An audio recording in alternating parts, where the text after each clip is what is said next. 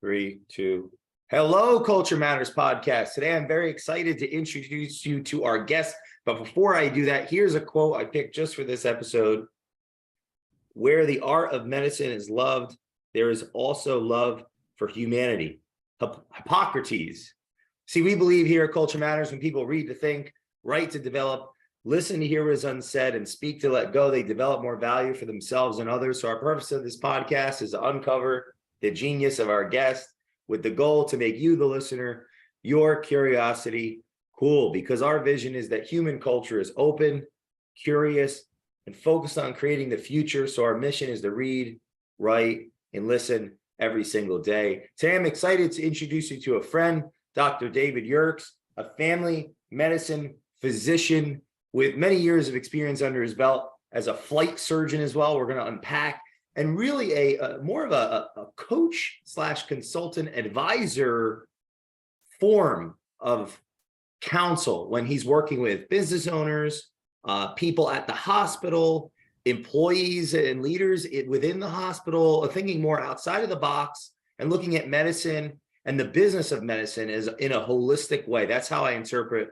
Dr. David Yerkes. And yes, his credentials we'll get into as a DO and as a physician overall. And I met him in the personal development realm at an event. So he's very invested in working on himself and growing, getting better, which is why we hit it off. Definitely a culture guy. Dr. David, thank you for agreeing to do this. And I'm excited to talk to you today about numerous things. Yeah, thanks for having me on. I'm very excited. As always, excited to talk to you. I always enjoy our conversations. So yeah, thank you for having me on. I hope I did all right with the introduction. I was a bit nervous if I was going to introduce you properly. I think I'm going to transcribe that and use it myself. That was very, very well done.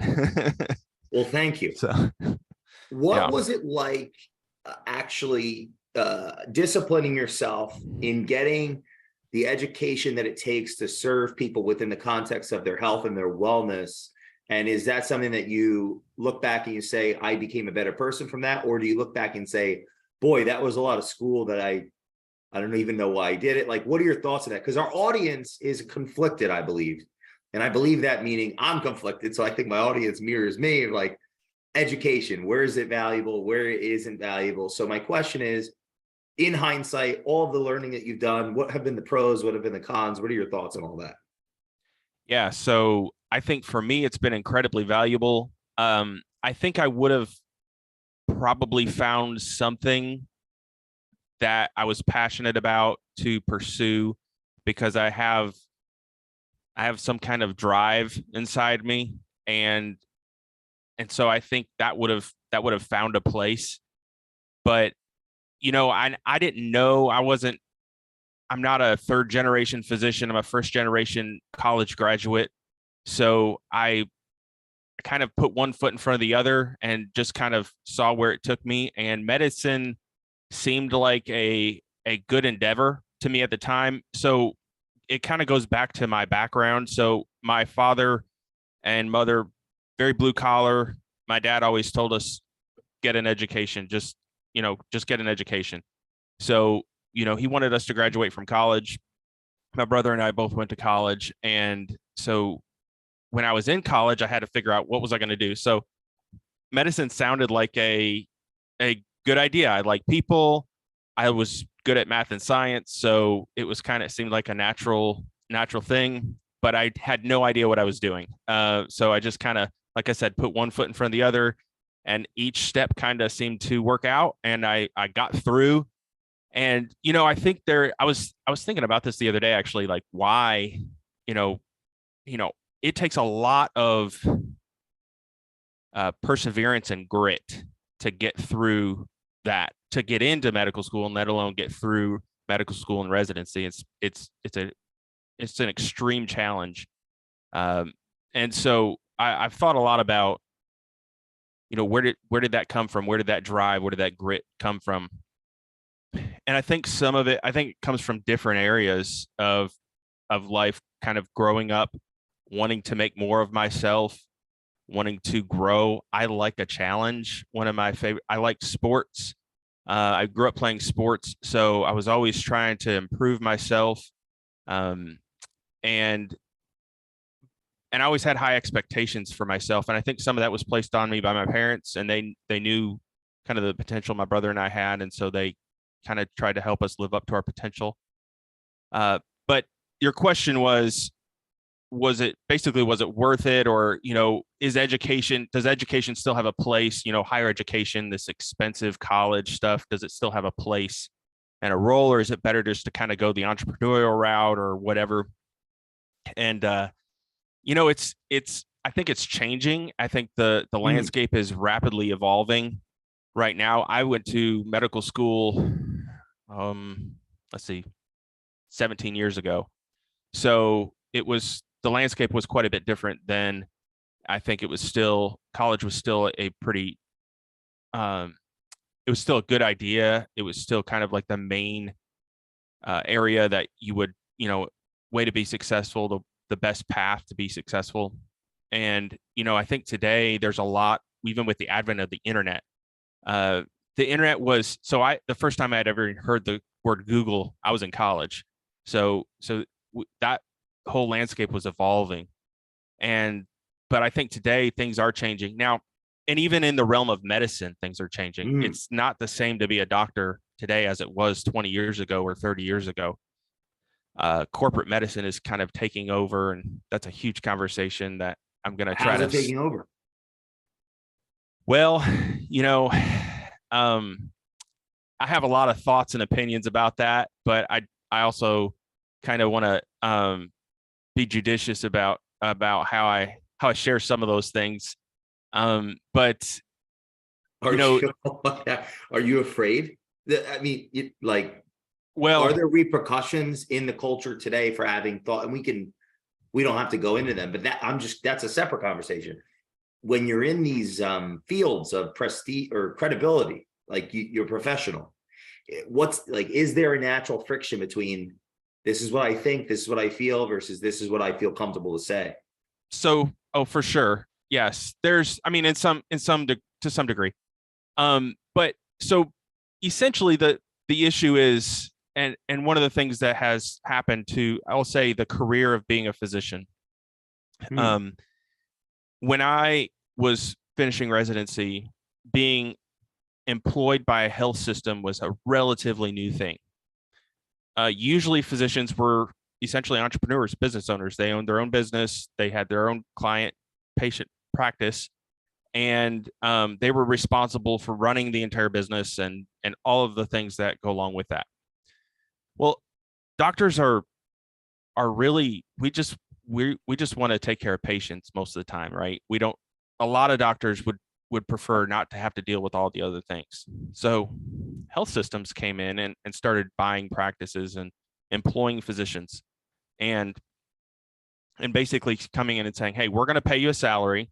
You do your job. We'll take care of all the administrative stuff, which is a really good idea, right? You have a win-win situation. Hospitals are nonprofit organizations. Physicians just want to do their job and get paid and be done and take care of patients, right? So what's happened over time is that hospitals have been maybe burned a few times by, a physician that didn't do things that reflected well on the hospital or something. Maybe they had a bad apple or something. And so physician contracts have become more dogmatic.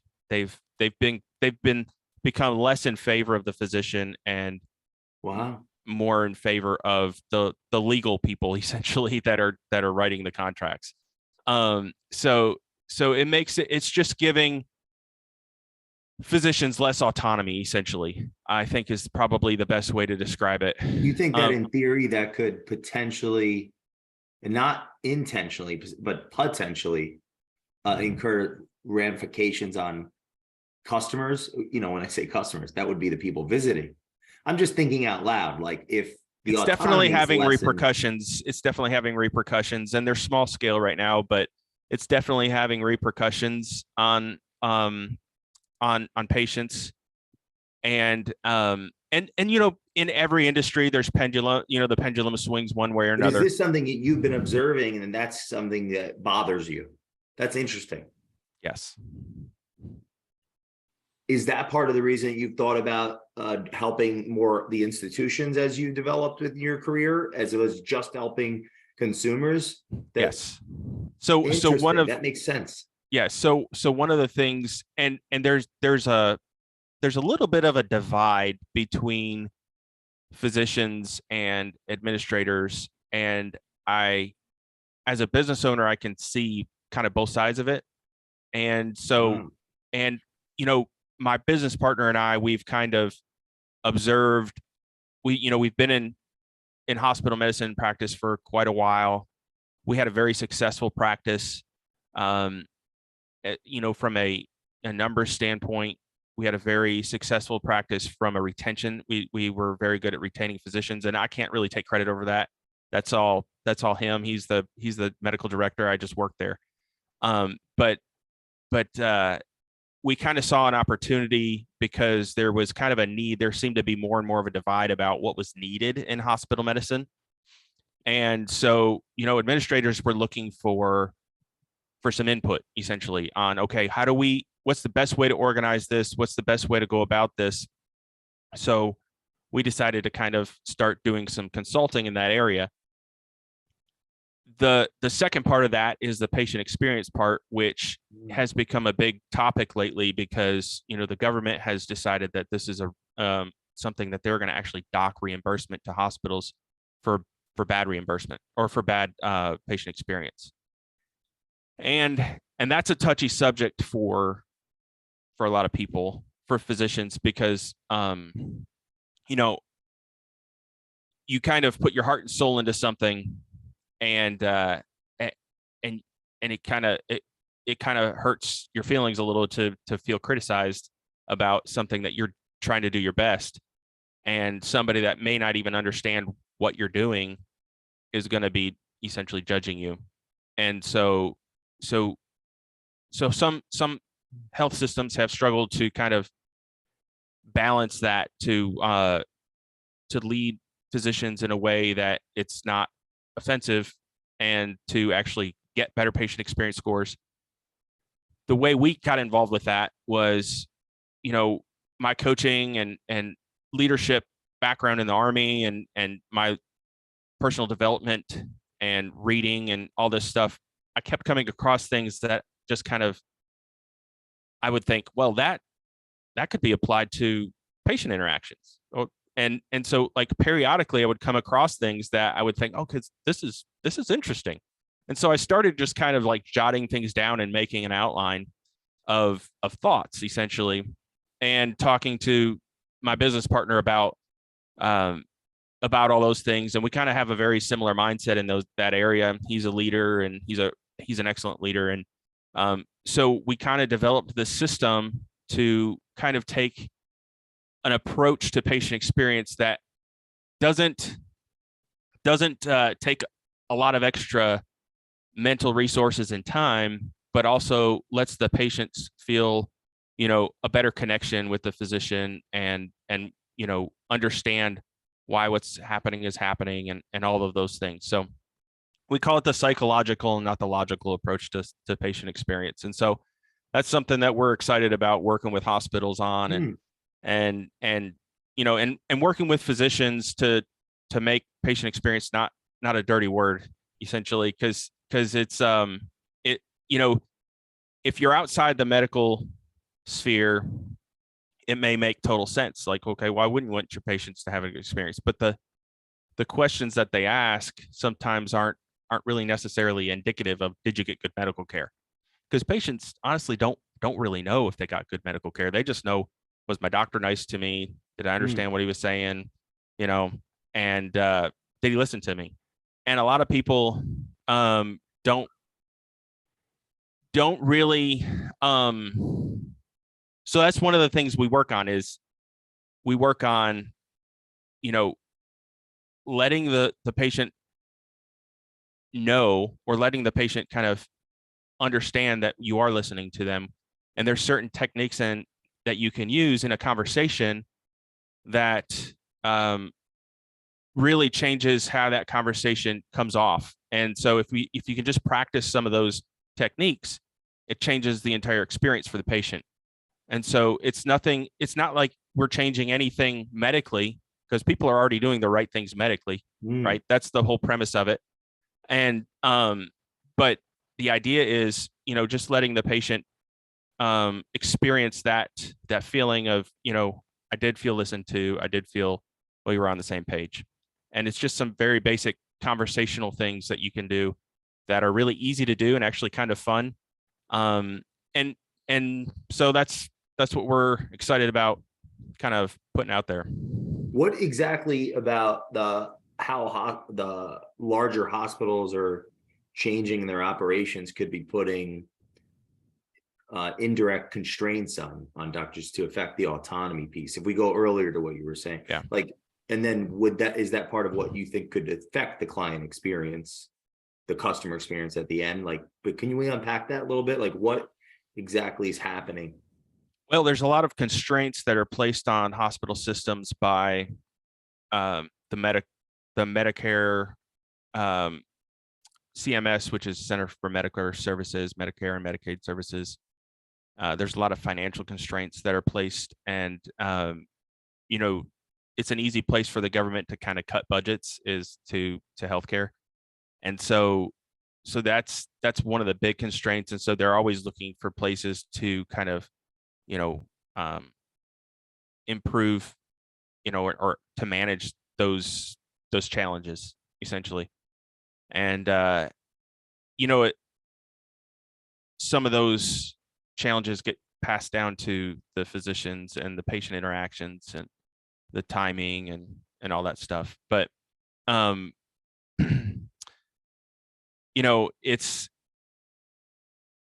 it's not that anybody is out there trying to do anything wrong.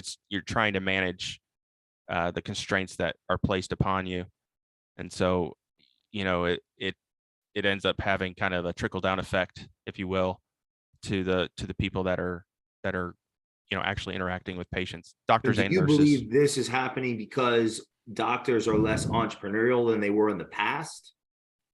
I think doctors actually would have had a challenge, would have been faced with the same challenges. I think doctors would have been faced with the same reimbursement challenges and business challenges that the hospitals are facing.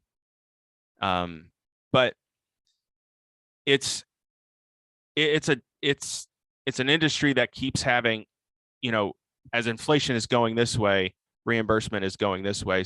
So like, for instance, in our county, we're I think it's the largest employer in the county, and you're having continually decreasing reimbursement from the government, right, as a percentage.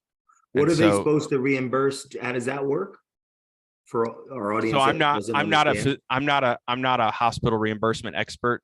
So I want to be careful about trying to speak outside of my area of expertise. But essentially, budgets are tight, and so the hospital systems are trying to find ways to manage that. That's is the essence of that. Like, when anyone's listening to this goes to the hospital, someone's paying for their care, whether they realize it or not. Yes, exactly. Yes. When I was paralyzed, I didn't have health insurance. So somebody paid for that until I eventually paid somebody. And a lot of people, and there's so much entitlement wrapped up for me as a 20-something-year-old getting in an accident, not trying to create chaos for our society. Someone was there that there were many people that were there that I didn't have a connection to. And so I'm personally curious, how does that work? Right. Like, and I had to, for my own character, pay those debts years later. When I became more successful, I paid what I owe. But so I'm not a hospital reimbursement expert, but I have an idea because I've been around for a little while. So especially like if you go to the emergency room, we don't even I mean, obviously we're going to check and see if you have insurance because we're going to bill the insurance if you have insurance, but it has no effect has zero effect. I've never, so like the doctor never even looks at that. The doctor doesn't really care. That's helpful to know, by the way. Yeah. No, I because don't like, think right, if the doctor I've been practicing cares, that hospital would be. medicine for 10 years. I have, the only time the insurance issue comes up is if we're trying to get somebody care upon discharge, and I'm working with the social worker to try to get them what they need. And if I just say, "Oh, here's a prescription, go get it," and I don't pay attention to what their insurance is going to pay for, then I can't just send somebody to rehab, like physical rehab, that can't walk if their insurance isn't going to pay for it. So we have to coordinate, but the social workers kind of help deal with that. They coordinate that. They set it up with the insurance, and we work with it, but it doesn't, I don't, like, I want to get them, everybody, the same care, the best care that I possibly can. So I know there's probably some misconceptions about that, but I went into, that's actually that's one of the benefits of being an employed physician is I don't have to care about that. I can just go to work. I can take care of everybody the same.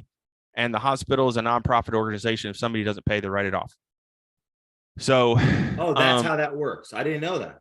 Yeah. Now they still have to, like, if everybody didn't pay, that you can't, you can only write off so much, right? So there are, certainly, and that's where some of the budgetary constraints come from. Obviously, if a certain percentage of the population doesn't pay for their care or whatever, and there's the other thing is a lot of people. One of the things that kind of like one of the little words that people use, just, and it's innocent, but like, is the doctor bill. When you go to the hospital, you pay the doctor bill, but most of that bill is not the doctor bill. Most of the bill is the facility bill. So they're billing for, a huge portion of that is actually paying for the care in the hospital. And that includes, the cafeteria workers and environmental services and, keeping the lights on and, upgrades to the facilities and all the other, million different things that, a hospital system has to pay for.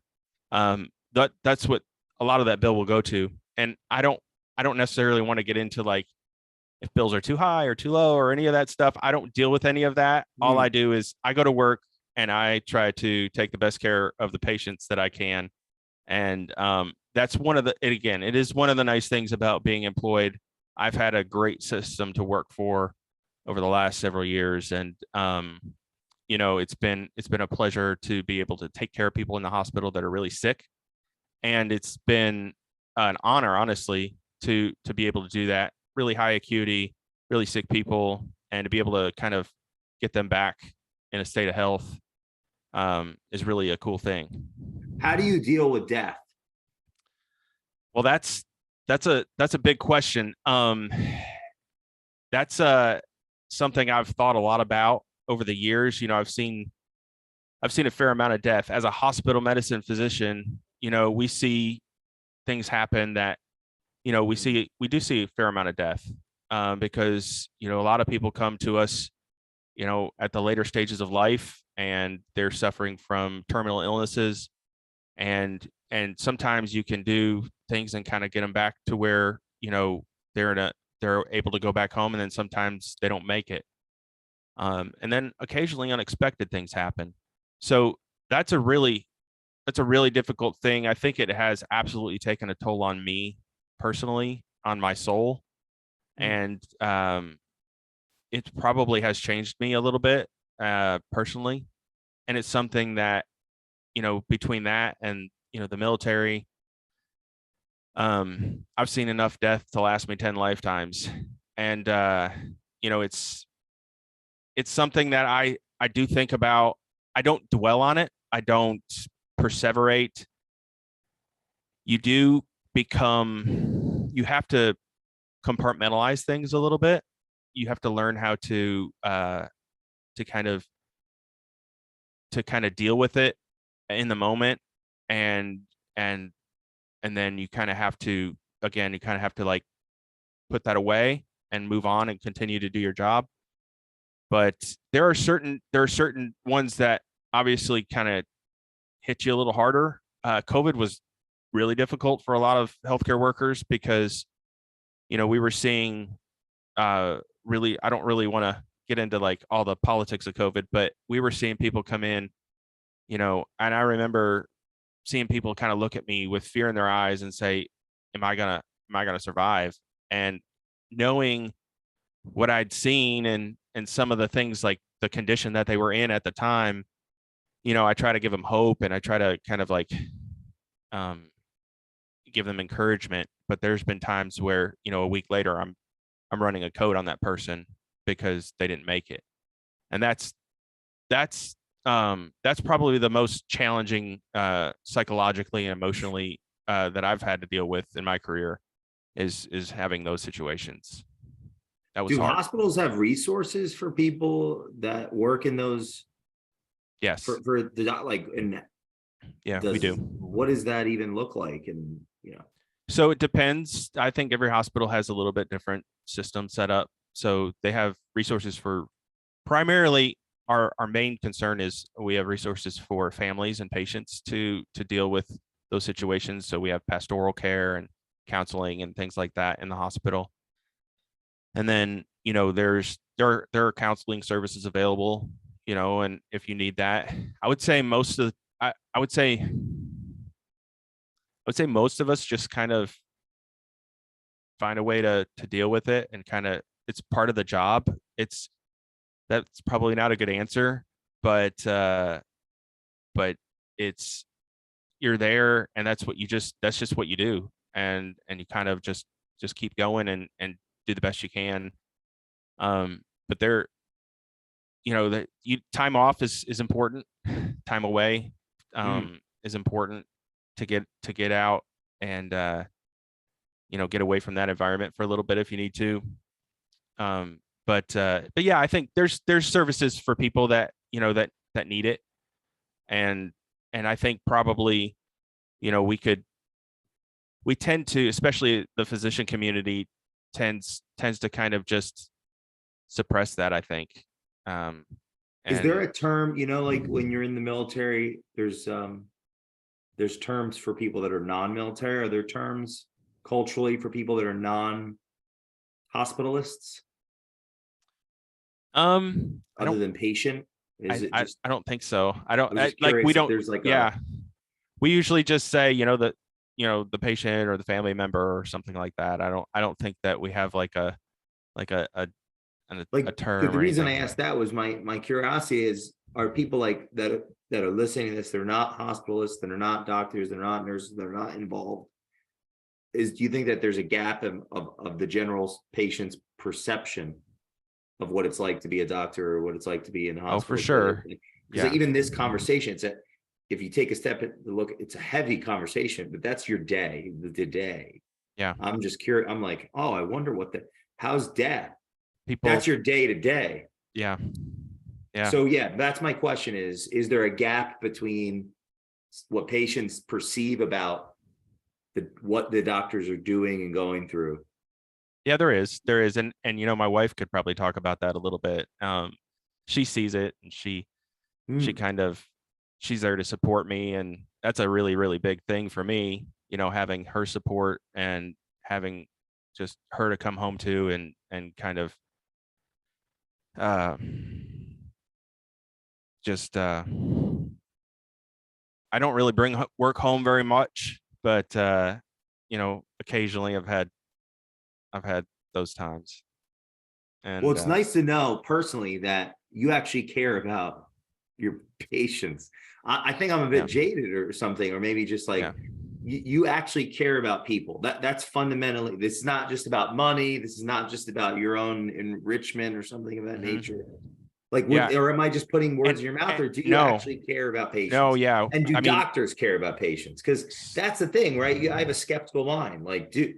did the guy that told me that I was never going to use my arm again, did he really give a shit? Yeah, I think he did. And so I'm not unique. Like I do really care about my patients. I see it as an honor to be able to take care of people. It's a huge honor, and I'm grateful. I'm so grateful for that.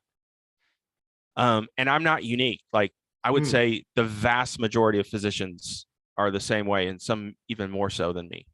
And, you know, particularly the people I work with, I know I can speak for that. I know that they are the same way.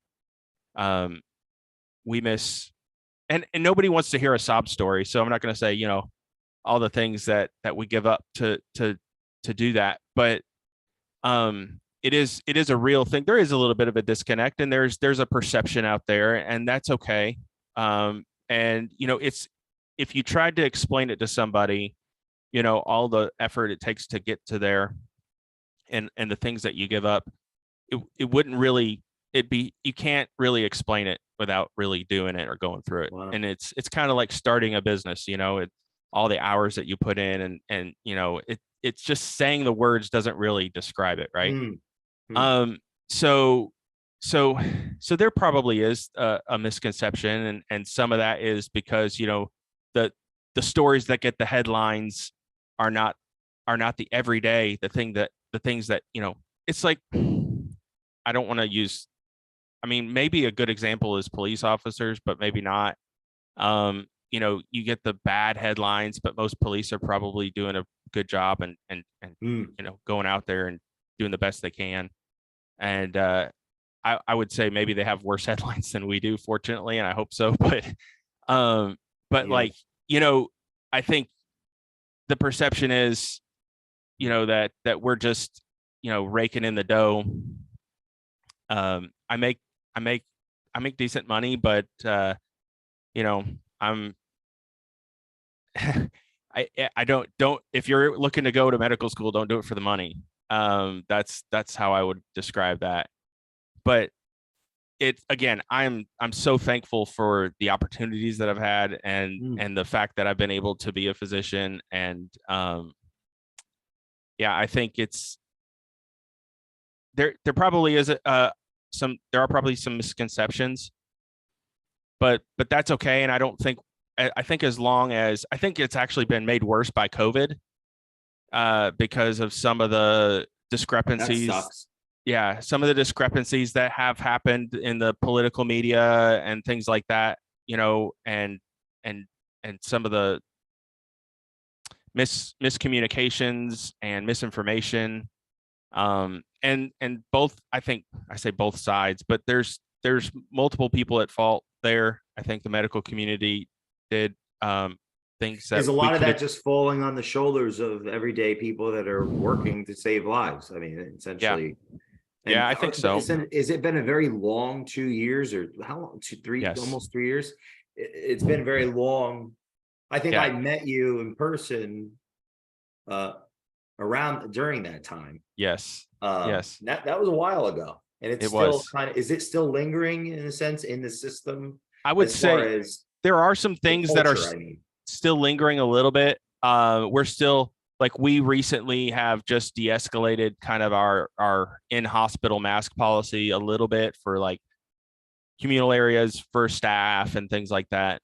So we're still wearing masks with patient encounters and things. So other than that, though, as far as like patients being admitted to the hospital and coming in, like we were seeing with COVID, like people coming in with respiratory failure and just multi-system organ failure, we're not really seeing that as much anymore, hardly at all. In fact, if we have COVID positives in the hospital, and I'm speaking about where we are, most of them are kind of like an incidental type of thing. They might be in there for a different reason at the moment.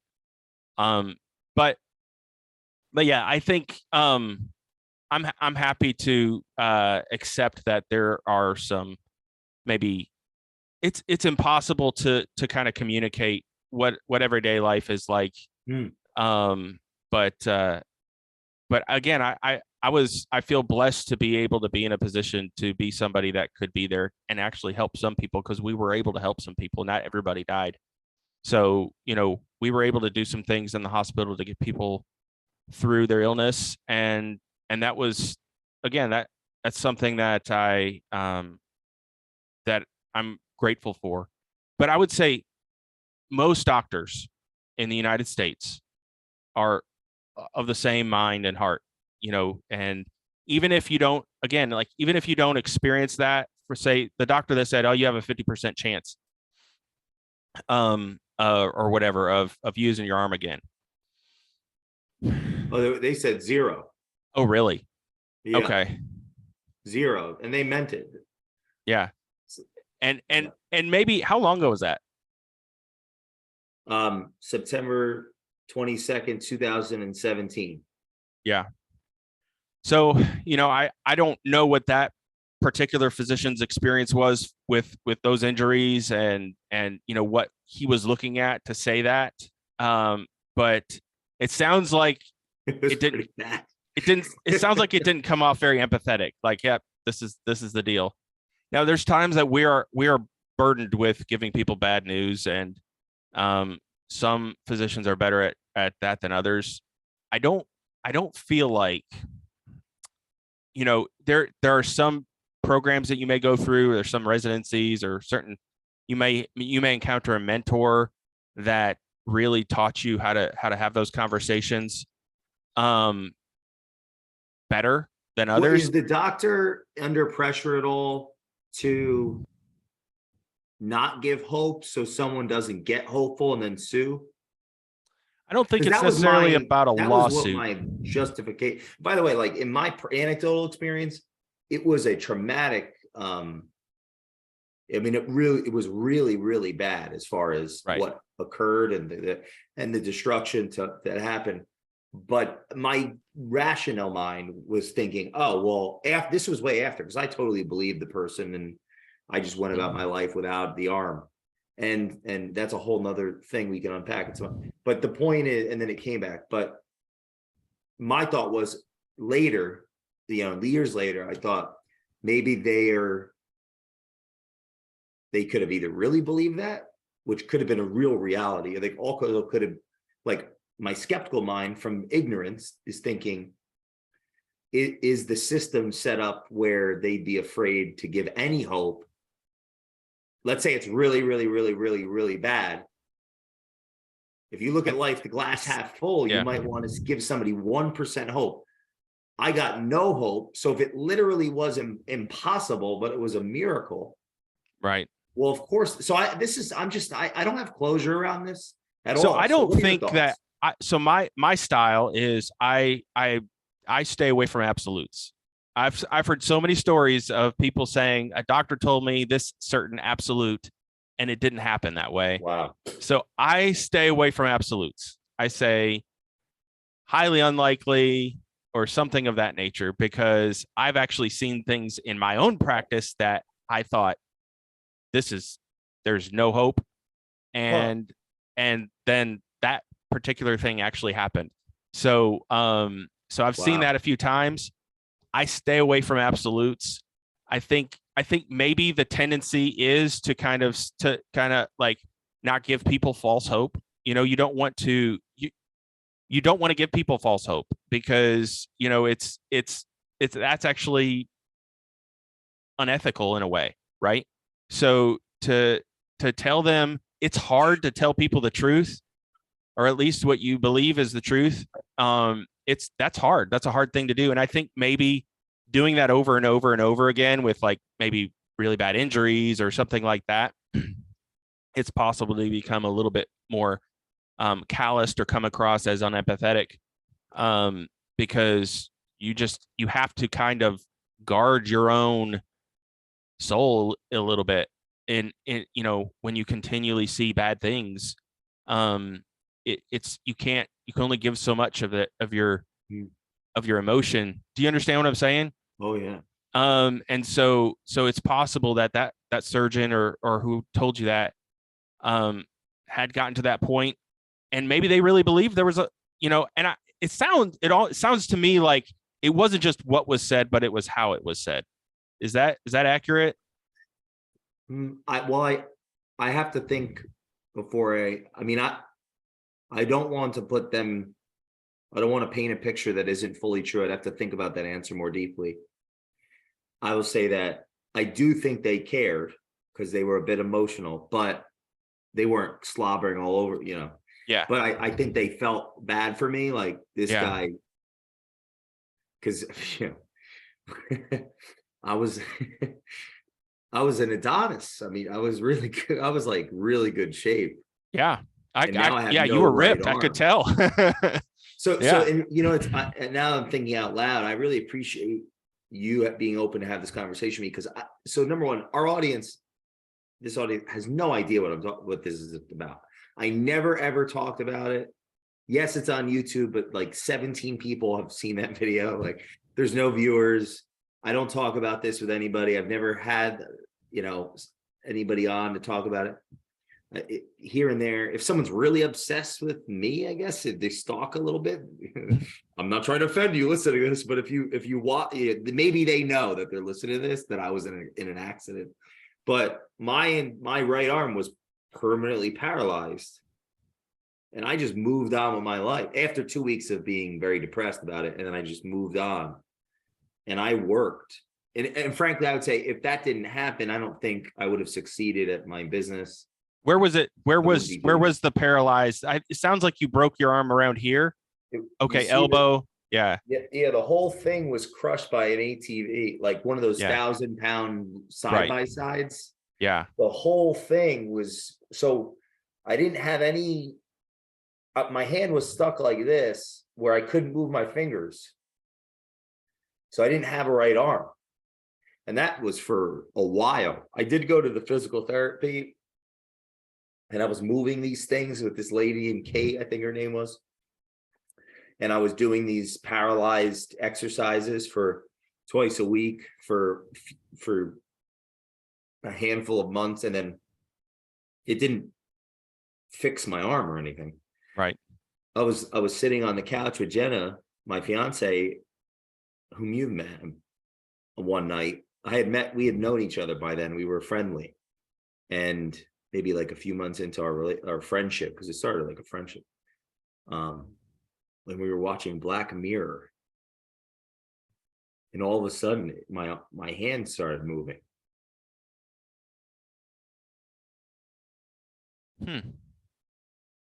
Yeah. That's so I think I there's was a even lot of writing at the time with no I was writing at the time. She got me to write. Mhm.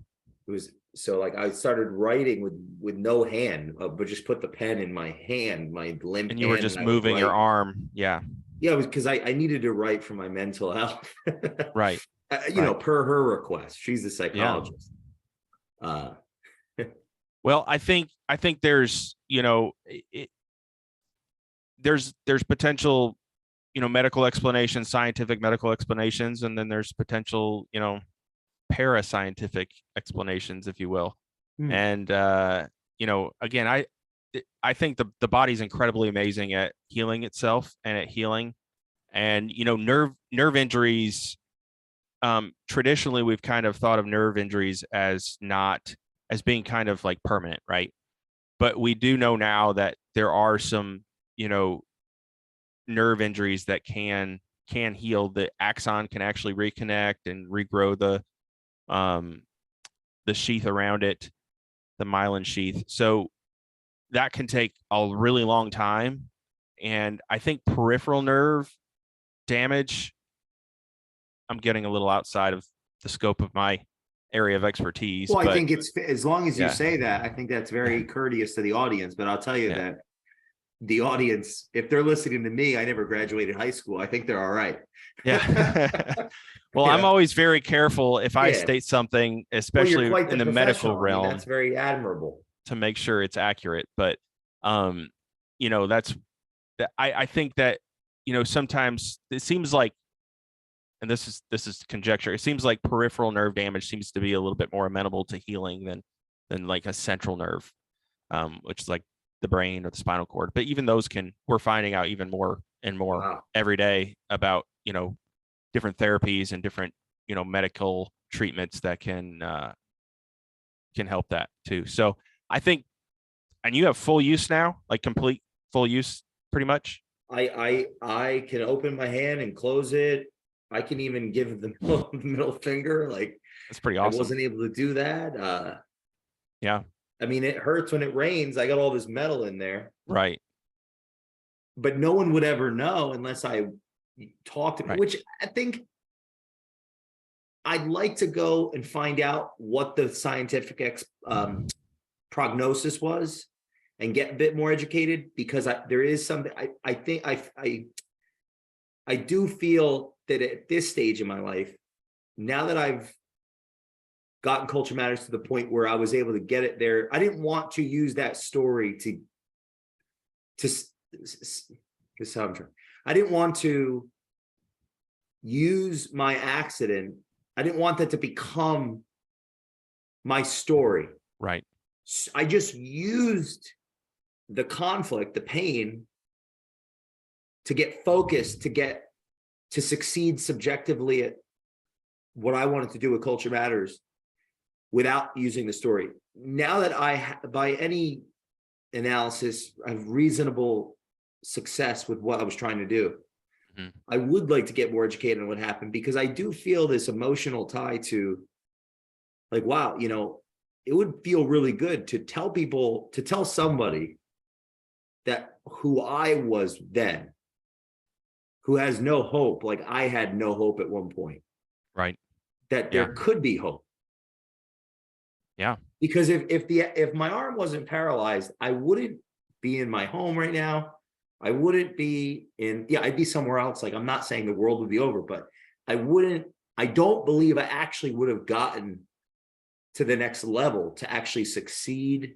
So you think that negative event actually propelled you to more success, is what you're trying to say? Yeah, I died that day. Yeah. That guy. Right.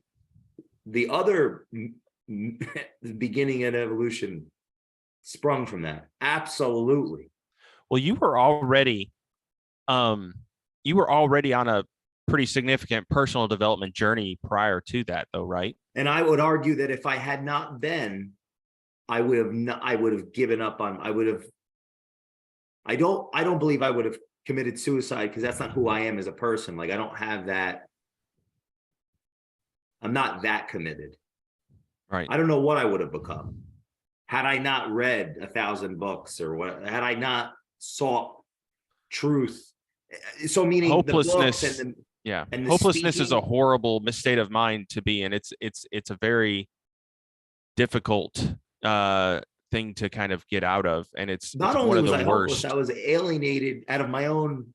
This is my own fault, from my adoptive family, my family. Right? See that how I said adoptive, psychological. I was completely on my own, and no one in the world knew what had happened other than like a very small group of human beings around me. So it was a very dark, and I just worked my way through it. Were you ashamed of how it happened? Were you ashamed that you were doing so? It's because it sounded like in the video you were talking about how you kind of stated several times how kind of you thought it was kind of stupid to be doing what you were doing. Did you isolate maybe because of that, or what do you think? First, I want to say this is why I know you're a great doctor, because you really ask great questions. What a testament to your. So a bit of that, but is so much. Remember at the time, well, you don't remember because you don't know. So at the time, I had it all on the line to get this business to work.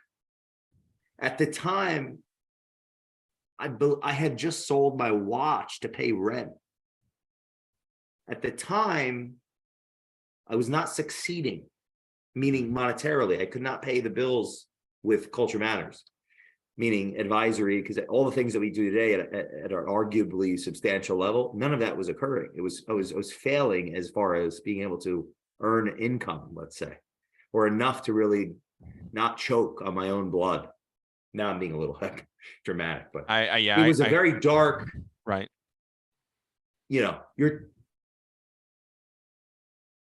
So it's complex. Everything's on the line. All the chips are in the pot. And if I don't pull up the right card in poker, I'm out of the game. And now I have no hand. And now I have no hope. What got me through it, partially was culture, the idea of betterment, that what I say at the beginning of every episode, read to think, write to develop. See, I hadn't written yet, though. Jen had got me on the writing. I didn't actually write until the arm was gone, which is interesting. but I read a lot. I only talked a lot. I didn't listen at all either. It was just read, write, speak. Like there was no listen in it. There was none. I didn't start listening until after whatever that was, what I was creating as far as, this persona, right? So it was lots of emotions. Yeah. I don't believe I would have got through it without whomever's listening to this right now. There's something about you. There's something about Dr. David. There's something about me that pulls us to bettering ourselves. If I had not been that person for almost 10 years, having left home, relatively young, I do not believe I would have gotten up, gotten the car off of me with help of other people, and gotten to the hospital, kept my composure, and then got through it, and then gone to work, and actually worked harder after than I had ever worked on the business. Do you think it was you had already kind of developed a habit of becoming that person? You had kind of already built that identity of that's who you are, and that was kind of your natural default to go back to kind of go back to work and just continue to drive on? Oh, that's a yes, absolutely. Absolutely.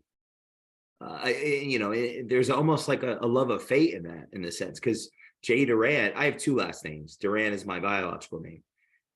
Jay Doran was already a phenomena at that point. I had started to step into my fate. I am my mother's son. And I know that because I know of her, and I know, like, I started to step into my last name, like almost like, I would look at it like a butterfly. I'm coming into my potential, having the help of all of these, all family and, kin, spiritual kin, to say the least, of my mother, Barbara, who adopted me, and my family that has given me spiritual guidance I had this persona, absolutely, in a sense, which is all backwards, because my persona is really my actual identity that I'm taking back. And that had happened right before pretty dramatically, I was killed. But it's psychologically, there was levels of me that needed to die. What do you think was holding you back that happened that day? So it sounds like the way you're describing it, there was a part of you that went away that maybe was holding you back prior to that happening. Because you describe it as kind of like a launch forward, like this launched you forward, but it sounds like maybe in order for that to happen, maybe something was holding you back prior. Yes. Yeah, great deduction.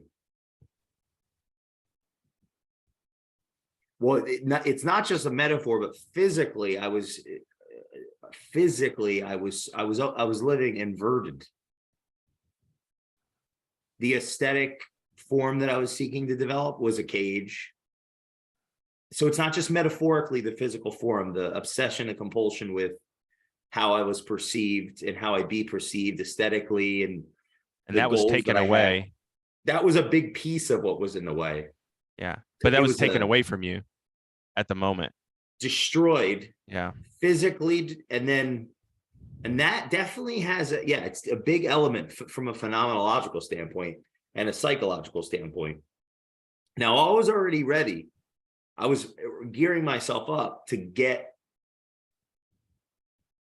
for some time, to that part of me, that era was gone. That the bodybuilding phase was like, I had to make a decision, numerous decisions. Am I going to be a successful entrepreneur, or am I going to be a wantrepreneur? Meaning hanging out with way more successful people than me, drinking, living what is it? An aesthetic life, right? Sin, vice, consuming, essentially. All these things that are totally pop culturally acceptable today. But if you don't have the resources, you need to be resourceful. So I had to make decisions. Like, I can't occupy my time and space with people that are not being productive and proactive and moral, activities that are not productive and moral. And so that had been something that I was already on that. I'd already made those decisions, cut that out. And I was already becoming more aware, because you could read books, you could have the knowledge that if there's a separation between what you can conceptualize and what you actually do with your behaviors, do you really know it? And I would argue you do not know it. So I had been coming to that realization through different behaviors of what I had stopped doing and started to do. And then by the grace of God, like, that's what you say, right? I don't know where my level of belief is, but conceptually at least, but from an activity standpoint, arguably I had acted in ways that were moral, that presupposed the conflict of the accident, and then chose to be moral after. And that has all been, I don't know if my life, I don't believe that my life is as rich as it is today. And I mean that more than fiscal. That's not what I meant whatsoever. I meant rich, like meaningful. If I had not been in that accident. So it's people like you that help me, which is very cool. People that I do think the doctor cared. I don't know for certain. There's nothing that person could have. I mean, I was like, right, that becomes what level of responsibility? I don't know. Like, we can unpack all that, but yeah, I think it's interesting. I'm curious if, like, what kind of impact it would have had if he had said, well, you have a 10% chance, or it's highly unlikely, or you'll probably never. I would like to theorize on that. I'll tell you this, and this is a testament to what you're doing and what you want to do more of. Whether he did or didn't, I was able to do it. And I would argue that I was able to do it. What's it? It is recover psychologically. Okay. Because of all the personal development and what my goals were and who I have been attempting to be, I did get through it. And so I think a part of what you're seeking to do, and you're seeking to do more of, is be that vehicle for other people that are not maybe doing as much personal development as I had been doing for many years. Right? Because I had been doing the things that, like, I was able to, let's say that this gentleman had not the resources of your company to help them interact with me, I'm the patient, to give me hope. Well, in this specific anecdotal case with me, they didn't have to do it because I am me. I had read 1,000+ books. My whole life was about searching for truth, and I'm going to find it. And but I think there's the essence of what you're seeking to do more of is, so let's say that person was facing somebody that wasn't like at the level that I was, exerting that much focused energy to betterment myself. Your idea is to help that doctor funnel some of that energy into that person, correct? Am I starting to, yeah, essentially understand the nuance of what you're doing in your practice and what you're trying to do more of? Right. So that's, yeah. So the one business that is particularly focused on, patient experience. So one of the things that we teach folks is essentially just some very keywords and phrases. Now, for you, I don't know, your situation, I haven't totally unraveled or unpacked yet, as far as I'm kind of curious about how that specific statement impacted you. It sounds like you feel like it could have, if you were a different person, if you hadn't done all the personal development, it could have made you hopeless and less likely to recover by him saying, there's no chance you're paralyzed Oh, for wait, life. I should just answer that for you. It absolutely did make me homeless. Okay. And then I didn't think I'd recover. And then I did the video that I sent you about my accident where I told the truth. Mm-hmm. And then the village saved me, meaning the thousands of views in the comments of Jay were there for you. That led me to realize, okay, I can't quit on Culture Matters. People are watching. Oh, okay. People give a shit. Yeah. See, nobody had really said anything or not a lot of views. And who I was projecting myself to the world with my flowery suits and all of these things was not me. It was what I subconsciously projected as what I thought I would have to be taken seriously or listened to. That all died. Like when I put that accident video out, anybody could look it up. Jay Doran, my accident on YouTube. I'm like I'm all bearded up and my beard grew in and I have like a sweatshirt on and I'm in my apartment with some books behind me and I'm like crying. And I just told the truth. My videos that I had put out prior to that, hundreds of them, I wasn't telling the truth. I wasn't lying, but I wasn't. There's a difference, and that I'll digress. I did not have hope, though. I made a choice to just do what I was doing already because I didn't need my arm to do it. Right. It changed how you. I think it sounds like it made you change your own identity of like how you viewed your own identity, because prior it was very superficial. It sounds like very superficial, and then it made you realize that like, hey, this is not actually the stuff that matters. The stuff I can continue to do the stuff that matters regardless of the superficial stuff. I would argue that I was actually in a cage of my own creation that was ironically not even getting me what I thought it would get me. Yeah. And so the physical conflict, the external conflict,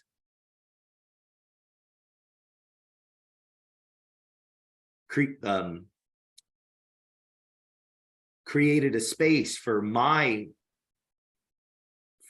to have the actual conflicts necessary to develop to another level, right? Or maybe even get in the game. But I did not need the arm anymore. I said, it's not what I need. It's what I want. Like things changed. And so I started going out with the arm, with one hand and talking it all, doing what I was already doing, but with no hand. And not leading with that story is like at a real estate officer or a company talking, not leading with the story, but just doing what I was doing already. And not even going on about how I'm paralyzed. Like that wasn't even something I was talking about. It was implicitly just visual if someone really paid attention. I think it's really interesting. I think you have two really interesting stories, and I think your origin story, if you will, I think to me was what really, when we first talked, you told me kind of your origin story, and that was really interesting to me because I have an interest in what drives people. It's and like why do paths diverge? You take two people that are basically the same. Why does one person choose this path? There's a story about two twins, and they grew up in a bad house and their parents went to jail and all this stuff. And they caught them up with them years later. And the one was like, they asked him, well, why are you so successful? Like what led you to be so successful? And he said, well, I didn't have any other choice. You saw how I grew up, that's what led me to be successful. I had no other choice. And then they caught up to the other one who's in prison. And they said, well, how did you end up in prison? He said, well, you saw my upbringing. What other choice did I have? And so that puzzle has always been fascinating to me and something I think about a lot, especially as a coach and a leader and things like that. It's just something that, and being around successful people and being a father, it's just something that it's an interesting, I guess, puzzle to me. And so somebody like you And your origin story is fascinating to me because there was something that made you go in the direction that you went and not the other direction. And so that's always curious to me how that happens. What's your view of my origin story at this point? Well, you would have to fill me in on the details. I just remember thinking, wow, I'm really impressed that, how the person that and the man that you've become. Oh, thanks. And so, for me, there's different people have it on different levels, and I have a very generic, unimpressive kind of upbringing. Had two loving parents at home, and you know, didn't grow up with a lot of wealth, but had parents. My dad was a hard worker. He taught me good principles of hard work, and that I feel like that was very impactful on my success. Um, and I think that if you look at some of the data on success, if you will, it's very interesting because having two parents at home, having a father at home is extremely impactful. And but then if you look at a lot of the extremely successful, entrepreneurs and people like that, a lot of them are maybe had the anti narrative, if you will, and maybe had a little bit harder, road, and it almost like propelled them or motivated them more. I can think of several off the top of my head that use that as motivation, as like I wanted to make something of myself. I wanted to be more because of this. So it's just interesting to me to talk to people like that and just kind of like unpack some of that. And I'm more curious than anything about why that happens. Dr. David, would you create a podcast? Or have Oh, you? I have. I've created a podcast, and I have not had any guests yet. And the premise of the podcast is essentially, so throughout my years of, being in leadership, coaching, competitive sports, I'm a competitive marksman, I've done other competitive sports, being a physician, going through medical school, all the different military stuff, relationships, fatherhood. There are certain principles of success that seem to be very that permeate throughout a lot of these different through these different areas of life. And so it's the idea is, let's just talk about those, and I'd like to interview different people that are successful and like yourself, and talk to you about your origin story and just like what kind of drove you to get there. And because it's very interesting to me and it's very curious. And then maybe talk about some of these principles that could help other people, obviously. So like one of my beliefs is success is measured by the impact you have on other people. So I always am trying to have an impact, and first at home with my children and my wife, and then then throughout my community. So yeah, but that's the premise of the podcast. It's called Daring Greatly, and I'm working on the studio. Hopefully, I'm hoping to get launched at some point in the next few months and start having some guests on. But yeah, so that's the idea of the podcast, just because I like to talk, and I love to have interesting conversations with interesting people like yourself. So that's Well, where that came thanks. from. Yeah. Yeah, I think that, you opened me up. You're a curious person. You ask great questions, and I wasn't planning on talking about that today. So thanks for that, and thanks for listening. I'm curious, what would stop you from having your first show, and I would argue not me for the first, just because that seems a bit selfish, self-serving rather, but like, what would stop you from having your first guest in the next 2 weeks? Is the reason I asked that and challenge that is that I think you'd be a great interviewer. Well, So my thank you. question is, what would lead you to not have the guest in the next 2 weeks? What do you think? I mean, probably technical fears. I'm not a very good technical person, and so just getting that all set up is a little bit of a challenge for me. And so, and I'll admit that I know fear isn't a good reason not to do something, but I'll also admit that I'm also fallible. So yeah, that's probably the number one thing is technical challenges that I just am a little apprehensive about getting all that, trying to, and and then getting to there. We could probably just do a Zoom call and then record the Zoom and then send it to somebody who makes it a podcast, I guess. But yeah, so a lot of new things as an entrepreneur is, I'm starting these 2 new businesses, and the health optimization and longevity business I've been doing kind of just word of mouth. I've been taking, clients individually, pretty selective about who I take. And, but I don't really have my onboarding process for that is very, kind of old school, have a phone call, we talk about the problems that they're people still do that. Yeah.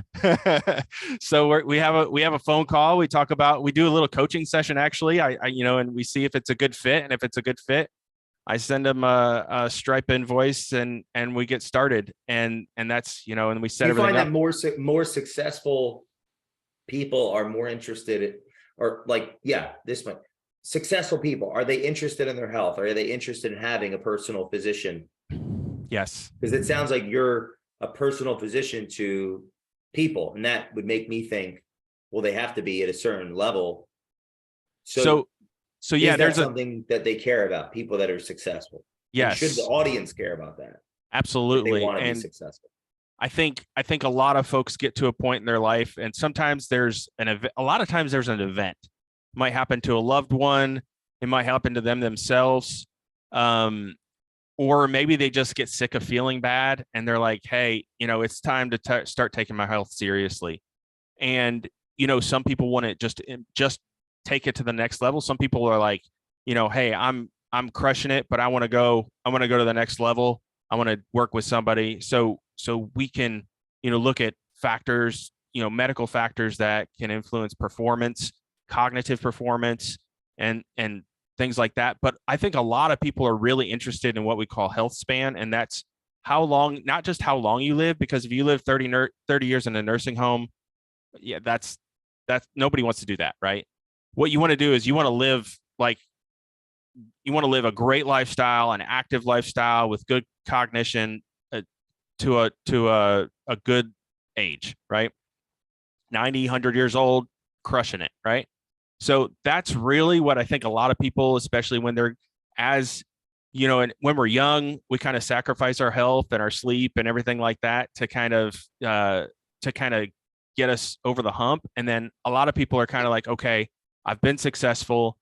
I want to keep being successful, or I want to take it to the next level.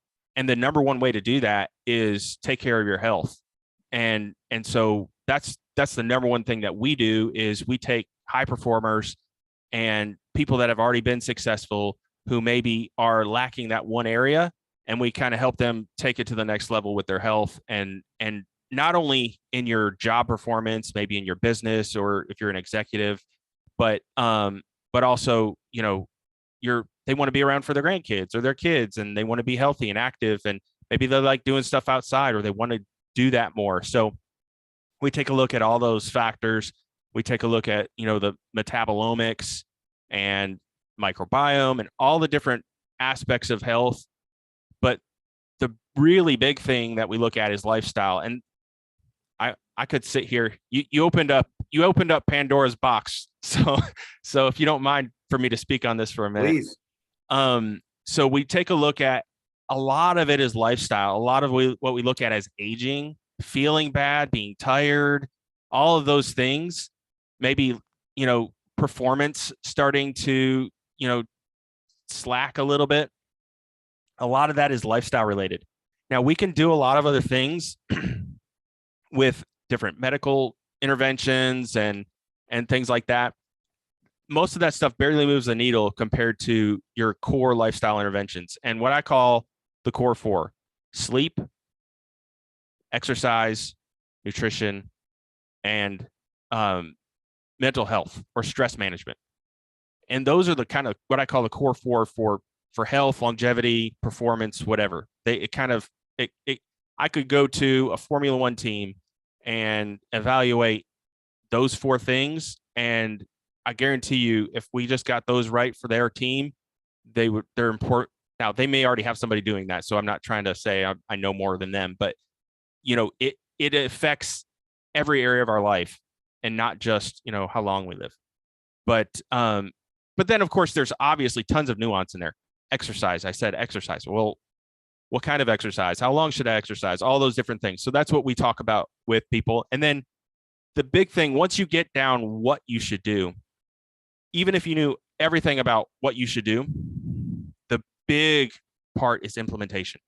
So how do you implement that? And that's where coaching comes in. And I'm a big believer in coaching, because I can tell you, you need to get up at 5 a.m. You need to do a cold bath at 5:10, and you need to blah blah blah and get in the sauna and da da da at this time, this time, and this time. Well, if that doesn't fit into your lifestyle, then it's not effective. So coaching really bridges that gap of between knowledge and implementation.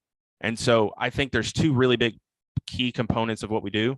There's the knowledge of what you should do, and then there's the coaching implementation. And yeah, coaching has accountability aspect to it, and there's a teaching aspect to coaching as well.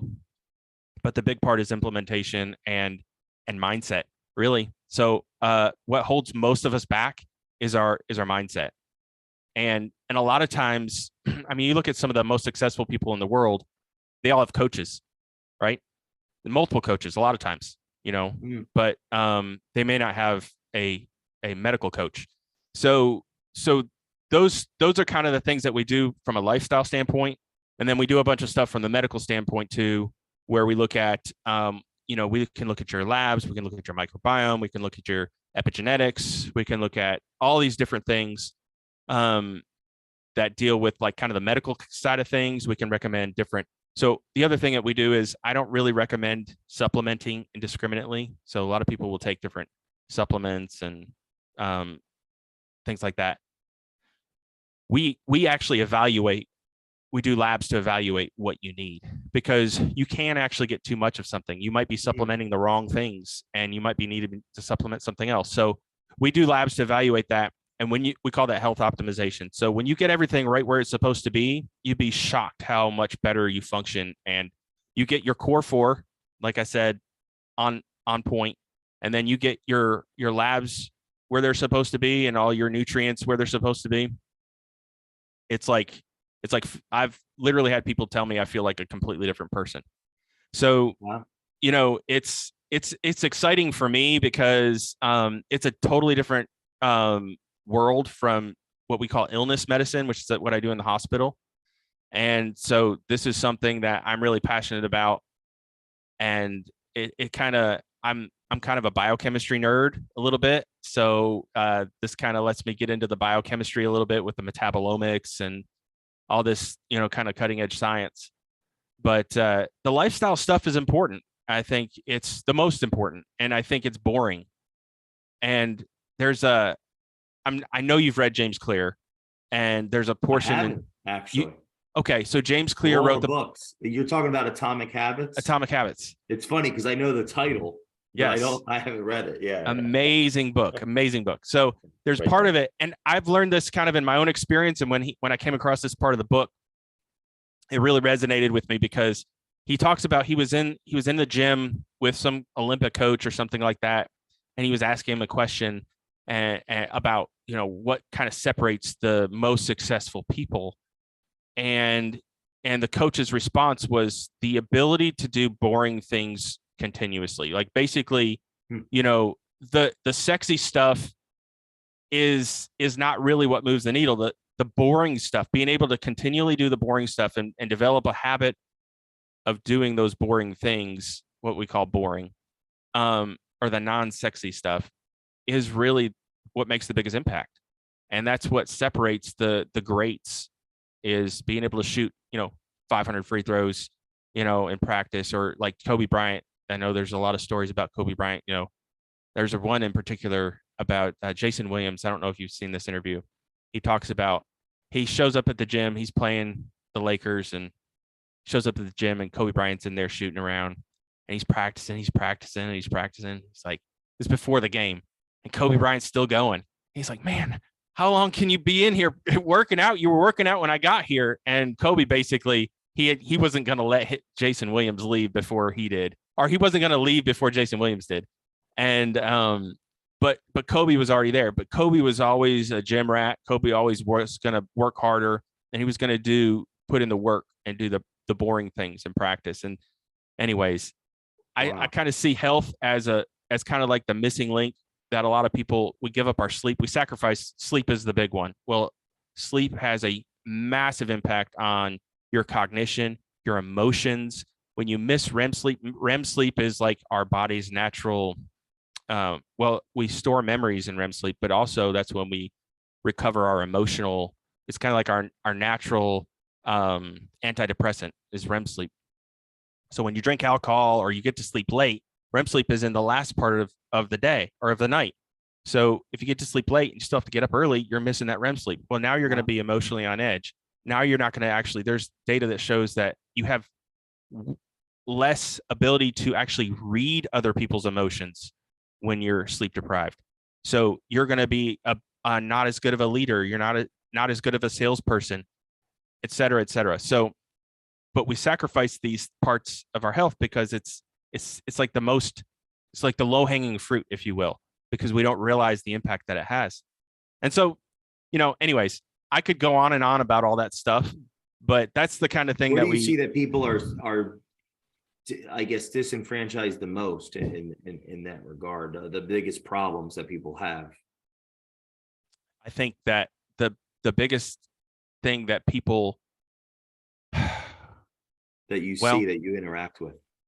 I would say sleep is number one. Sleep is probably the most, sleep deprivation is probably the biggest sore, gaping wound that we have from our performance, longevity. It's tied to all kinds of, cognitive decline and cancer even. So sleep disruption and sleep deprivation, not getting enough sleep is probably number one. I feel like sleep is the foundation of health, even with body composition. So, it dysregulates hormones when you don't get enough sleep and all of these things. So sleep is number one.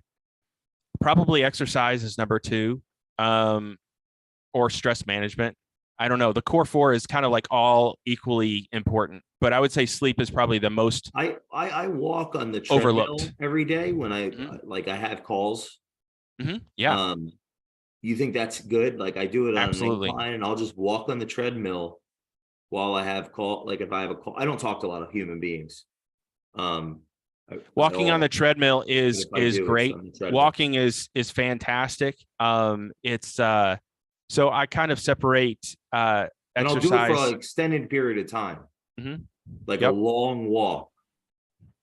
Yep. So walking, the more steps you get in, the better you are for your longevity, your body composition, all that stuff. So we know that essentially walking is being anti-sedentary. So we know being sedentary is like smoking essentially for your health. So sitting in a chair and being sedentary is essentially like the equivalent of smoking as far as the impact it has on your health.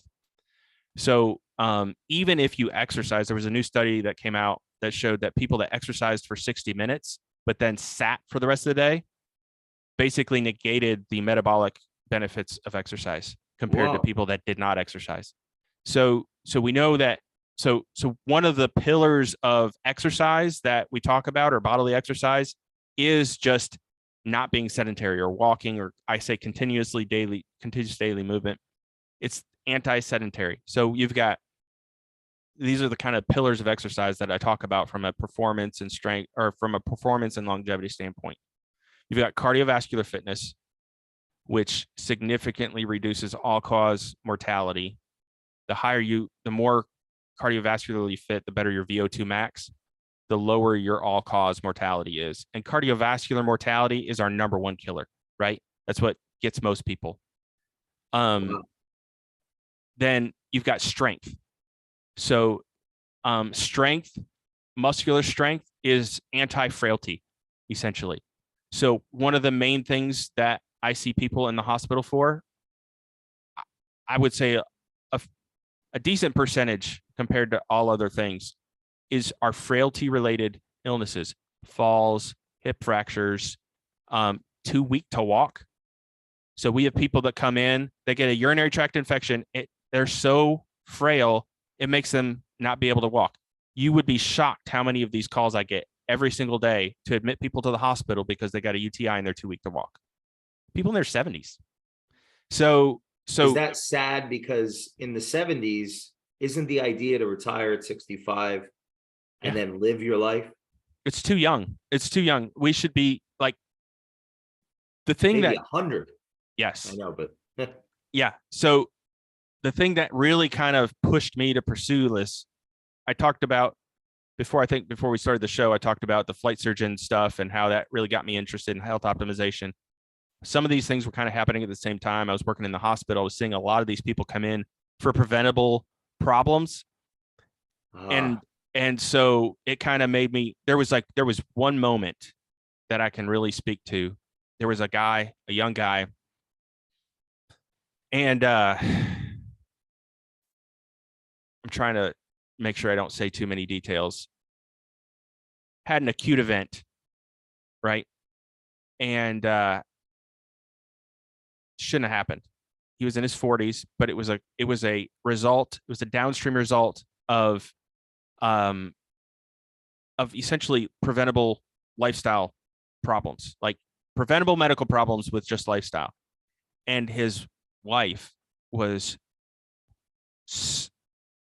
not screaming in a like a hostile way. She was screaming like with emotion and distress because of what was happening. And it was so frustrating to me. All I could think of, because it's a helpless moment as a physician. There was nothing I could do for this guy. And I just kept thinking this was preventable. Like, we have to do something. I have to do something to help people avoid this situation. And so, that was in 2018. I went to the flight surgeon's course in 2016. That December, my dad had a 7-vessel bypass surgery. So like, I had a son in 2016. So all of these things were kind of happening. I was thinking about my own health, and it was like, I have to do something. I have to do something about this. And so, that one patient kind of personifies everybody for me, as far as like what kind of drove me into this, and was one of the big factors that kind of made me. And then soon after that, I started working on my outline of what I thought at the time was going to be a book. And then I decided to do a course, and then I'll probably end up with a book and a course and some other things, but I wasn't sure what I wanted to do or how I wanted to do it. I just knew I needed to do something. And so, so that was kind of what got all this started. And, I got off on a little bit of a rabbit trail there, but well, that's yeah. exciting, because I think that's what you alluded to earlier, that conflict that leads to people to do amazing things. Yes. So this is your fuel. So that was, yeah. So, so I was talking about frailty, and so we all get the benefit from that. I hope so. You wouldn't be doing this show if you didn't have. Yeah.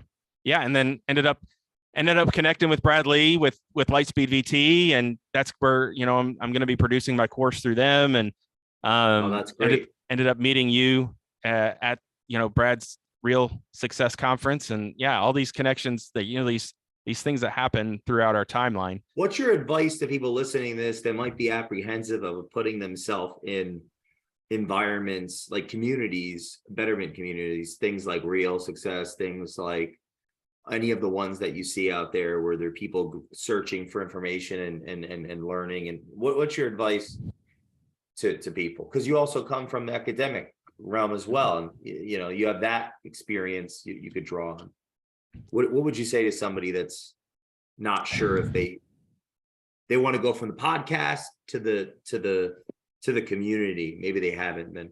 I want to learn from everybody I can learn from. And so that's my mindset. If I can learn from somebody, if I can have a conversation with somebody, if I can go to a conference, I'm almost certainly going to learn something.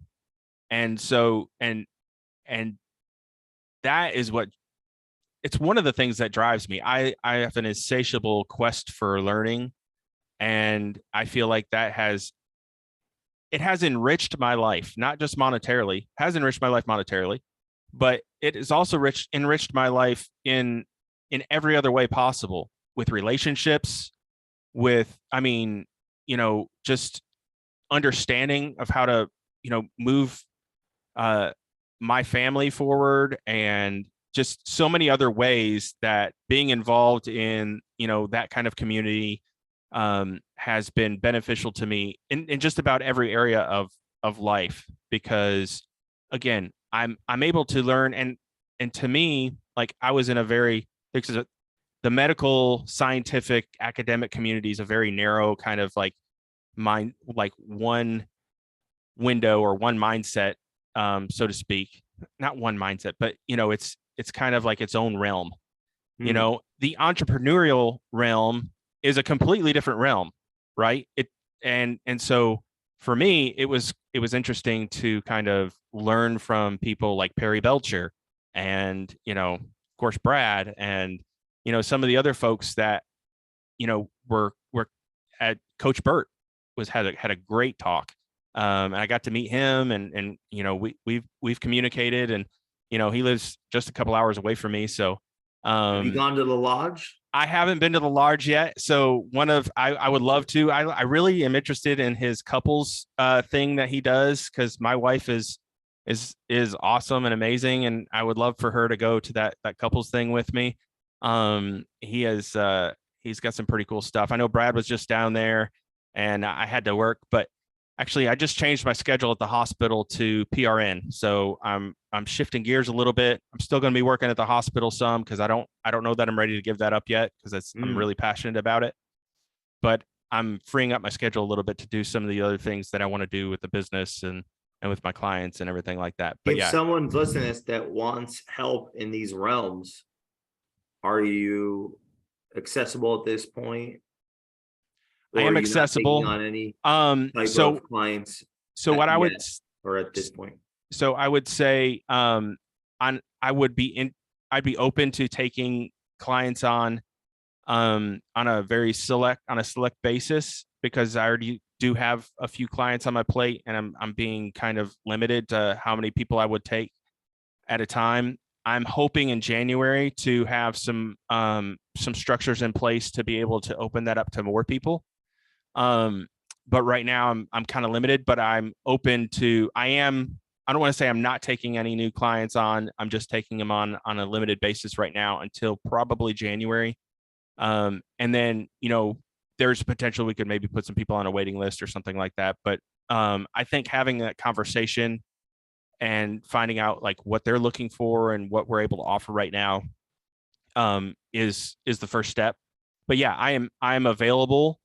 Again, I just significantly reduced my obligations at the hospital, so I could kind of open up more slots for people to join the program. So yeah, if people are interested, I would just have them reach out to my email, drdavid@drdavidyerkes.com. Maybe you could put that in the show notes or something. No, I don't know if you want to put that in the show notes, but whatever Jenna whatever I follow. So whatever Jenna decides to do, but yeah, just send me an email, and we'll work through the process of getting people. Selfishly, I want to know what your thoughts are on this. So during the day, I spend a lot of time, most of my time is spent thinking and reading. So I'll go in the garage. I have the Peloton treadmill in there, and a rack, like a all-in-one squat rack, and because we don't have cars in the garage. I'm trying to avoid the syndrome of collecting cars. I mean, I'm not a car collector, not gonna be one. Anyway, I love bombing cars. it. That's I my, digress. So yeah. the point is the garage is set up to work out. So I'll go right now. I'm just doing push pull in the sense that one day I'll do squats, one day I'll do push-ups and pull-ups, and keep it as simple as I can. And I don't do that every other day. But my point is, this is my question. I'll do the walk every day, and I may do that early, like midday, and then or I may work out midday, like meaning I'll walk on an incline, then between walking for a few minutes, I'll do squats, let's say, and then I'll go back and I'll read on the treadmill, and I'll keep doing sets of squats, and then like later in the day, maybe even after this conversation that we're having, which is in the towards the evening, I'll go downstairs after this to the garage and I'll read a book while I walk on the treadmill for an hour and a half. So like, or I might do a short 20-minute squat walk and then come back later and do more of that. But what are your thoughts on all that? Am I just I think you're hitting, I think a lot of time, or do you no. think there's some methodology? Because the reason I asked that was because this thing you said about the being sedentary. So anyway, I'm going to shut up now. What do you think about all that? So I think you're doing at least two of the three key components, and that is not being sedentary, which is huge. So like you do a lot of reading, and you could easily just sit around and read, right? Or sit at the computer or whatever. But the fact that you're getting on the treadmill and walking while you're doing that, first of all, it's improving your retention of that knowledge. So we know that kinetic learning is actually superior to static learning. So walking while you're reading is actually better. The Greeks used to do this actually. Wow. They used to kind of walk through the woods and teach. But so you're hitting multiple areas by walking on the treadmill and reading. So that's phenomenal. Perfect. I've been doing that for years, probably 10 years. So don't change that. You're doing muscle strengthening exercises, which is important.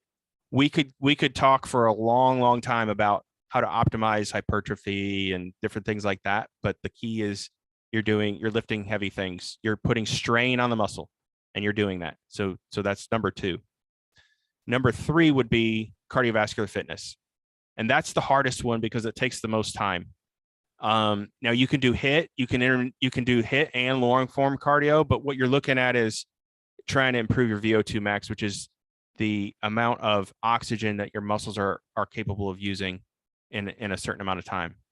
And the higher your VO2 max is, that's strongly associated with longevity and cardiovascular fitness. So how do I increase the VO2 max? Is that sprinting?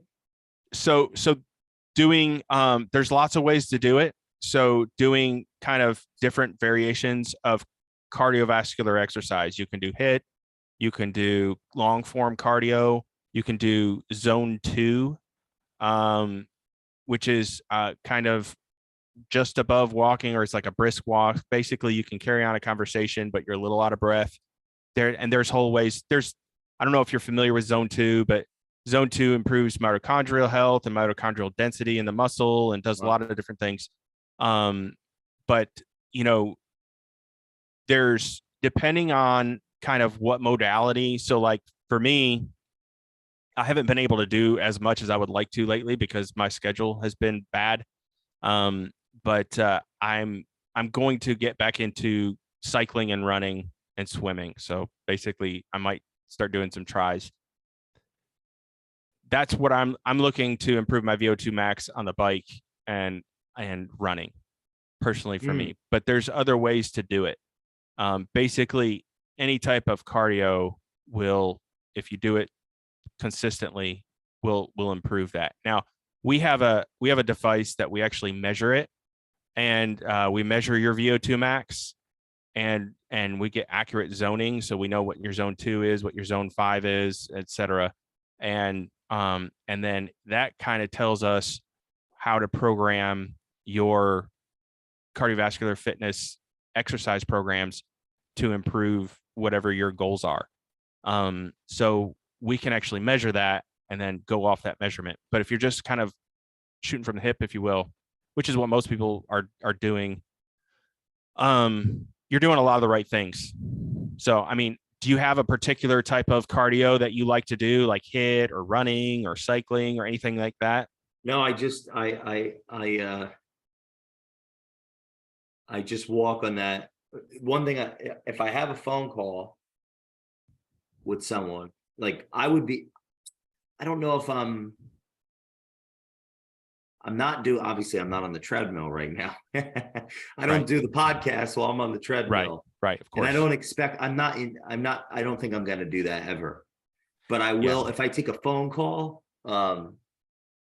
It it makes a ton of sense. That makes it, because I don't want to waste time, and I want to make sure it's a brilliant idea. And I actually recommend that to people. I recommend that to clients. I say, hey, listen, what are some ways you can get more? If you have a desk job or something like that, what are some ways that we can get you moving around? Well, one of those ways is if you're on the phone, walk around while you're on the phone. And if you're on multiple phone calls a day and you have some way, a lot of times we have a way to do that nowadays. We're not necessarily tethered to the phone line anymore.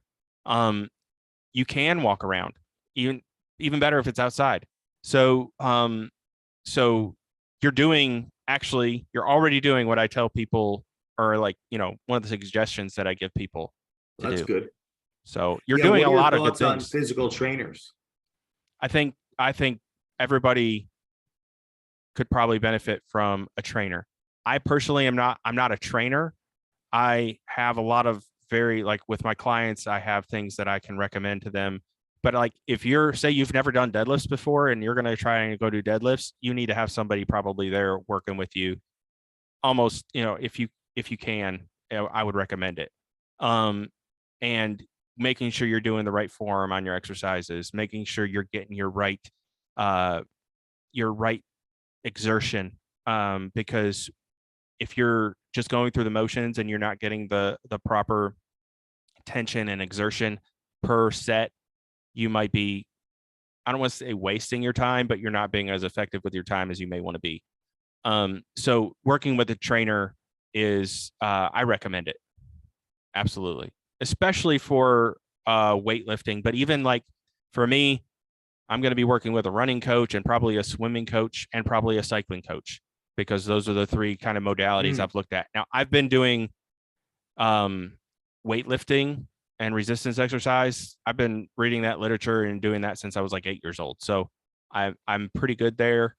But when it comes to the cardio type stuff, I'm not as, I would want a trainer to help me kind of like, just set things up for me and monitor my progress and stuff like that. So whatever area you might be weak on, then I would definitely recommend working with a trainer or a coach for sure. Yep. Well, you mentioned reading at 8. So how important has reading and self-education been in your journey, and where do you recommend people, if you do it all, around that and how to go about that? Well, I've always been a kind of an autodidact a little bit, even in med school. So that's just kind of the way that I learn, is through reading and consuming literature, even video form now. I love Audible, the books on tape. But something changed. I was never a big reader. I would read literature I would read magazines and different literature on things I was interested in, but I was never a really big reader of like personal development books. I read 7 Habits of Highly Effective People in high school because it was an assignment, and that was pretty interesting. But I would say after that, I went to college. Pretty much the only thing I read was science or medicine based for the next probably 20 years. And then when I started getting into leadership more and coaching, because it's kind of all happened at the same time, I started really pursuing knowledge in multiple different areas. And I have had this just insatiable drive to read and gain. And the more I do it, the more I realize I can, like how much I can learn and how much I can grow personally from reading. So I think I'll never stop doing that. So I would highly recommend people, read personal development, sales, anything you can basically get your hand on to grow as a person, because I feel like that has been a huge factor in my own personal development. And other people might not be able to see it, but I know in my own life it has really enriched my life significantly. What books, if any, would you recommend? Audio, physical, whatever. So probably the number one book that kind of started it all for me was Dale Carnegie, and my mind just blanked. It's How to Win Friends and Influence People. And Lose Friends. Yeah, How to Win Friends and Influence People. That was the first one I read, and it's such an easy read, and it's so well done and well researched, and it's such a classic that it was a good place to start for me, because it really opened my eyes to the world of just personal interactions and how to have those personal interactions and not be obnoxious, because I like to talk. And so it really helped me kind of take a step back and kind of reevaluate how I'm doing personal interactions. So that's probably my favorite. I think Chris Voss has a book, Never Split the Difference. That's one of my favorites. I'm trying to think.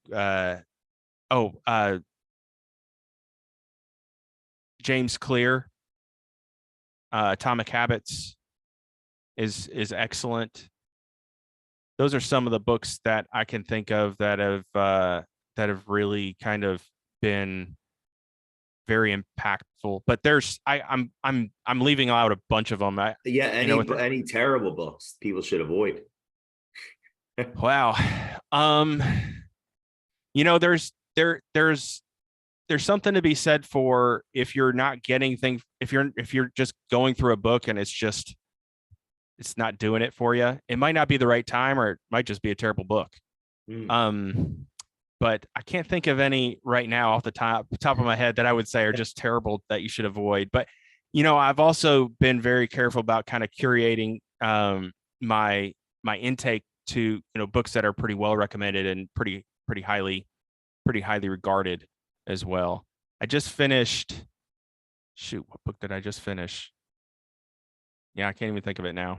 That always happens. Yeah, but yeah, I'm gonna look it up because it's gonna bother me if I don't remember. Oh, High Performance Habits by Brendan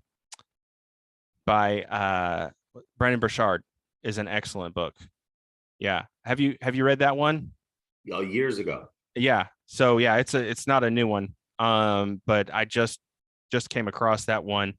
One of my favorite authors is Daniel Pink. So anything by Daniel Pink, I think, is really great. Drive.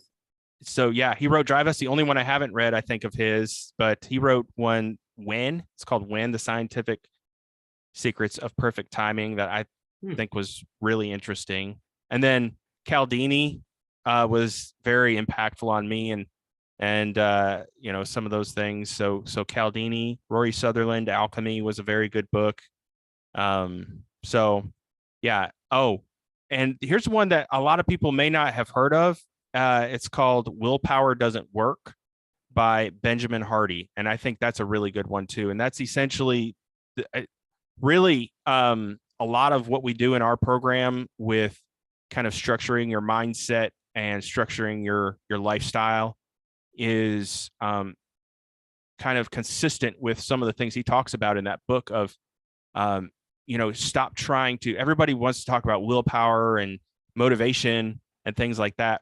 And what they don't realize is the people that are really successful, super successful, don't rely on willpower and motivation. It's nice to have. It's a nice place to get started. Most people that come to us are super motivated, right? Because they want to make a change and everything like that. But you're not always going to feel like that every day. What really matters is, kind of the discipline side of it, and then kind of setting up your environment to be successful and curating your environment Interesting. to be successful, because your environment has a significant impact on your actions. And so how do you cure the book Willpower Doesn't Work is basically like, hey, you need to curate your environment so that it sets you up for success. And that's a really I big. love that. So, because someone asked me recently about, it was in a positive light. They were curious. They were looking like in an admiring perspective. And I didn't have an answer to the question. It was something along the lines of, how do you do what you do? And my answer was that why it's because I don't do all these other things. Yeah. So like, I don't have an email, for example. Like, I've always just done whatever I wanted to do, kind of like a child. I do think that's an important variable of entrepreneurship. If you're going to be a founder of something, you have to have almost like and it's paradoxical because it's not, self-alienating qualities. If you do what you want to do when you want to do it, it's pretty easy to succeed at what it is that, relative to if one is doing what other people want to do, then essentially, right, that would be the difference between an employee and an entrepreneur. And that's why there's a natural pathology in entrepreneurship, I believe, that needs to be worked out, or else bad things happen. That's for another episode. But you bring up my thoughts when you said that, because I got to read that book. What's it called? The Benjamin Hardy? It's called Willpower Doesn't Work. And then another one you said, essentially, and it made me think of actually what you're talking about with not having email. It's called Essentialism. Have you heard of that book? I haven't read that either. That is fantastic. It's a really, really good book, especially for entrepreneurs or people that are struggling to feeling overworked or like feeling overwhelmed. So essentialism is the idea of basically, I'm gonna buy them now, right, on Audible. So perfect. Whenever I get a book recommended, I buy it immediately. I do the same thing. So essentialism, I was in a leadership course with a friend of mine who's a fantastic leader. He's a retired colonel flight surgeon from the Army. Tom Husted, he runs a group called the Referent Group, and they teach healthcare people how to be better leaders. Anyways, that was one of the required readings for that course. And I read that book, and it was really mind opening. And essentially it's kind of like how to say no tactfully, how to basically curate. Again, it's kind of curating your workload essentially to be effective. Because if you're trying to do everything, you're probably not being effective. And people are afraid of saying no because they're afraid people will be upset with them. But when they do say no, they're more effective, and people actually think higher of them because they're actually being effective. So that's the book Essentialism, and that's the David Yerkes version. But I like it. Yeah. So I didn't grow up reading books like this, but in the last probably 4 years or so, I have just been pursuing these things, and it's been so impactful on me just in my life, just learning these principles that I just want more. If I could only read all the books that I've already purchased, I'd be doing great. My wife thinks I have a problem. She's like, "Hey, you got more books in today." I love it. I said, "Well, I could be an alcoholic." That's so funny. And have you found that in the community of development that people,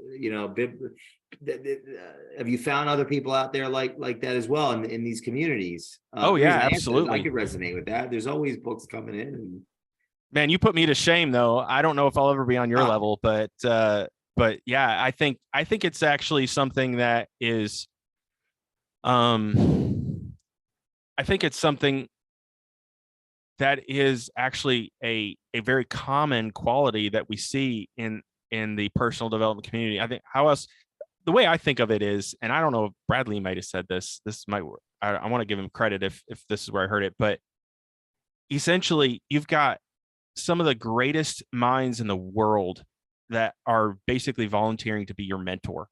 And how can I pass that up, right?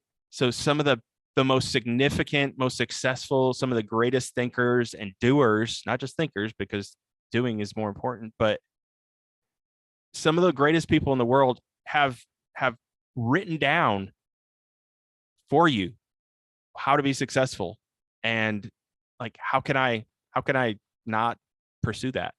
So that's kind of my thought. And I think a lot of entrepreneurs and people that have similar drive to you and I kind of feel the same way about that, you know. So I've found a lot of people. One thing that you'd want to leave the audience with from this episode, because we've covered so many different topics, is there a theme that you think that you've can attribute to it, or something that you'd like to leave for the audience? Yeah, I think so. So one of the things that I think that is really important, and that I try to live in my own personal life, and I think is a struggle for a lot of people, and that's be intentional about your life, because it's going to be it's going to go by quickly, and you know, whatever you are, who you have been becoming. And so, like, be intentional about your actions, about the people you're around, who you surround yourself with, what you surround yourself with, the media and social media that you consume. Be intentional, and I don't think you won't regret it, because, you know, I think we tend to go through life just kind of reacting to what's happening. And if we can flip that around and pursue life intentionally, I think that leads to a much better life. That's one way to end the episode. I love it. Very good. All right. Dr. David, thank you so much for doing this. And I'm excited about this episode.